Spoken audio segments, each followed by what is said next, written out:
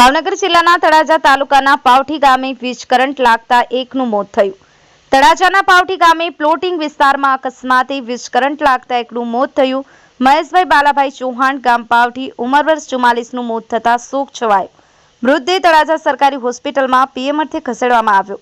આધેડનું મોત થતા શોકનું મોજું ફરી વળ્યું। બ્યુરો રિપોર્ટ સમ્રાટ સમાચાર તળાજા।